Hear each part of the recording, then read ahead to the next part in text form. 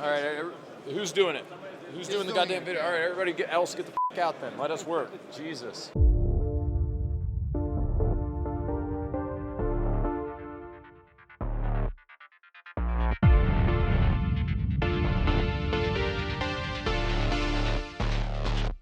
European gun shows are funny to me mainly because of all of Europe's absolutely cucked gun laws.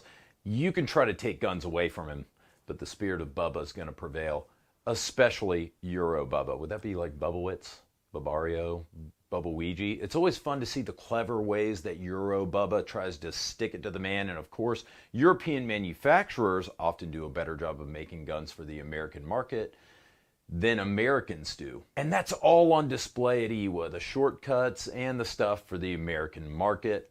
I love it. And I gotta say, not kidding at all, but the girls at the show, way better looking also versus shot.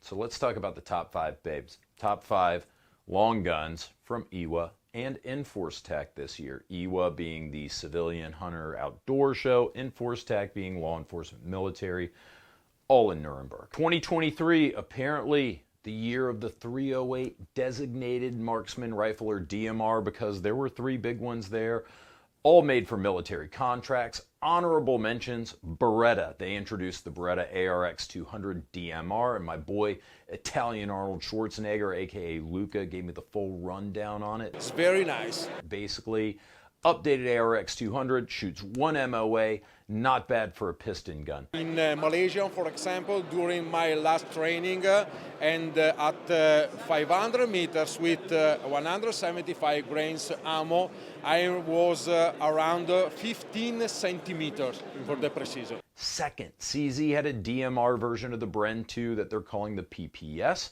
with similar accuracy and features, and this DMR is being made to replace the aging fleet of Dragunov sniper rifles used by the Czech military.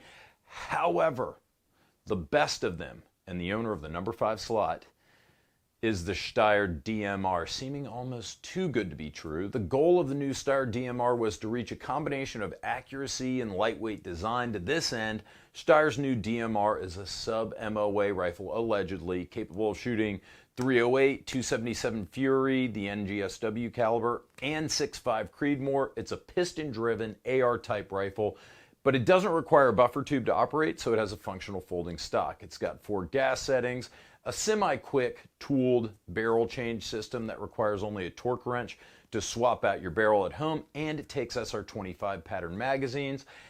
Plus, best of all, it weighs less than 7 pounds, which makes you wonder if they can do this with a 30 cal gun. What could they do with a 5.56, one of my most favorite guns for the show? Hopefully, I get my hands on one for TFBTV. Number 4, you guys know it, the good old controversy slot, because you don't start a list about the top 5 long guns with a weird revolver pistol rifle thingy, but you don't put it at the top of the list either. And even more controversial this year is the fact that we have a tie. Either the Alpha Proye Millennium suppressed 9mm revolver carbine or the Franklin Arms XR20 5-shot 20-gauge revolver carbine shotgun thing. Now, both of these designs are really interesting and apparently highly successful in countries where semi-automatics are banned, which is weird because depending on your definition of semi-automatic, these guns are pretty much semi-automatic. They just use revolver cylinders. Every time you pull the trigger, the gun fires until it goes empty. Nicely done, Bubba Hondro.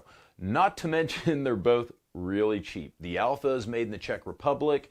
They seem to be pretty high quality, with a lot of you international commenters and viewers out there actually saying that these are a good value dollar for dollar. The ability to throw a suppressor on a 9mm version and use moon clips for faster reloads. Nice perks as well, even if the suppressor really doesn't do shit. Doesn't make the gun all that quiet because you still have that gap between the cylinder and the barrel. Now the Franklin, the XR20, is indeed a Turkish shotgun, so who knows how long it'll last before the self-disassembly function activates. However, I have to say that initial impressions look pretty good. Brought my buddy Giga from Pulling Our Tactical with me to look at it. So this is 20 gauge? 20 gauge, the only gauge you need, my brother. Whoa.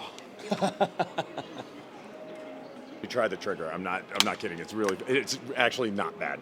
I think you'll be surprised. Okay, yeah, the trigger is good. The trigger is good. Let's try it. It is double action, right? Yeah, and the double action's fine too. Not bad. Yeah, it actually isn't bad. We were both actually really impressed with the double action and single action trigger for the Franklin Arms, even if the cylinder lockup wasn't really that tight. Anyways, for some reason, I've got a weird revolver rifle shotgun boner right now, and I think it's only getting bigger. I mean, in the United States, like revolver rifles are getting bigger in the United States. Not my boner, I'm not talking about that. Anyways, I wouldn't be surprised if one of these got imported. Now, one of the perverse delights of EWA was the hermaphroditic WBP AKAR. She looks like an AK at first glance, but when you reach under that trigger guard, you'll be surprised to wrap your sweaty fingers around an 11-inch AR-15 magazine. WBP, Polish AK manufacturer.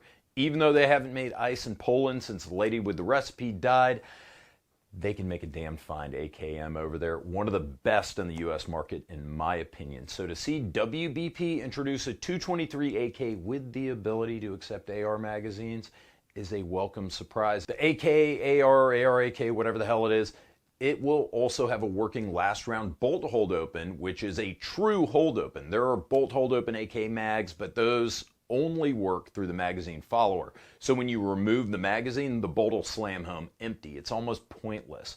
The AR-AK will have a true, AKAR, whatever, true bolt hold open with a bolt release lever, and they actually made the whole package look good. WBP calls this a gun to bring AR guys into the AK world, but honestly, I see the WBP AKAR as like AK guy methadone.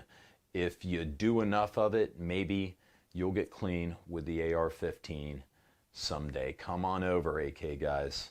The water's warm. Speaking of ARs, number 2 on this list isn't quite an AR. It's the Tink Arms Apricot. Krazen. No, what was it? Oh, Perun. Slovenian manufacturer Tink Arms might be making one of the best combat rifles on the civilian market today, and I don't say that very lightly. I've seen boutique combat rifles come, I've seen them go over the past 20 years, and it's really difficult for me to get excited about an expensive assault rifle that has no real military adoption, mainly because I don't want to buy into a pre-made legacy gun that's just going to get phased out with hard-to-find parts, accessories, and magazines. But I do think the Tink has what it takes to go the distance, mainly because of its incredible parts compatibility with the AR-15. It uses an AR lower with the buffer tube tower cut off, AR-15 fire control group, AR-15 barrels, AR-15 bolt components, AR-15 gas tube. There's a lot of compatibility, meaning that you'll be able to replace operating and wear components with inexpensive and readily available parts in the US from the AR-15. Additionally, the Perun uses kind of this weird hybrid gas system. It's like DI meets short stroke piston, kind of like the HK416 and the AR-15 if they, were merged together. Although this increases the weight of the platform, probably, I would assume, a little bit, you're going to get increased reliability, more likely than not, from this piston system versus a standard DI system. Now that remains to be seen, because Tink Arms has reached out to me to see if I'd be interested in reviewing one. Maybe we'll do some reliability testing, huh? Even though it's a piston gun, this is still one slim and trim Slovenian, like peak Melania. It's well thought out, it's well designed. The AR-15 parts commonality, brilliant. One of my favorite questions to ask people who just randomly come up and start talking to me at a show is A, do you have any hard drugs?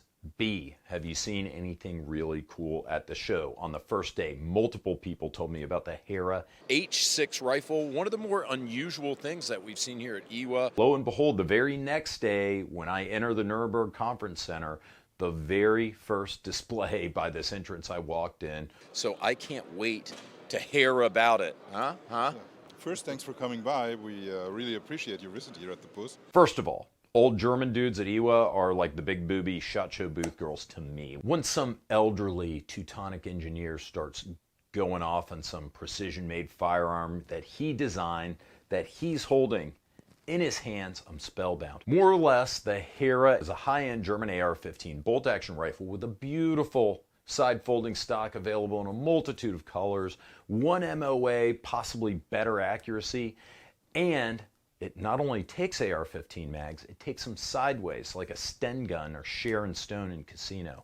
This allows you to get the gun flatter, lower to the ground without sacrificing capacity with a shorter magazine, and you can load the magazine without moving the muzzle or even buddy load it if you get down like that. But face it, the fact of the matter is that having a precise, accurate, compact, and kind of weird bolt-action AR-15 gets you a little warm, doesn't it, boys? It really racks my bolt, if you know what I'm saying. And think about it in 300 blackout.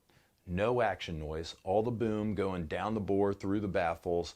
You guys hear how quiet my Ruger American rifle is in that video. This is going to be basically the G-Wagon to the Ruger American's F-150. By the way, our video was one of the most popular of either SHOT Show or EWA or EnforceTac, landing almost 500,000 views. I don't care if you're disgusted with yourself, but you sat there and you watched a 10-minute long video about a German bolt-action AR-15, you raunchy little monkey. Guys, think about supporting us on Subscribestar, Utreon, or Patreon. We are primarily viewer-supported, so we need you. Thanks for watching as usual. Stay tuned. We are done with our EWA and EnforceTac coverage for this year, but we'll be back in Nuremberg next year. See you there.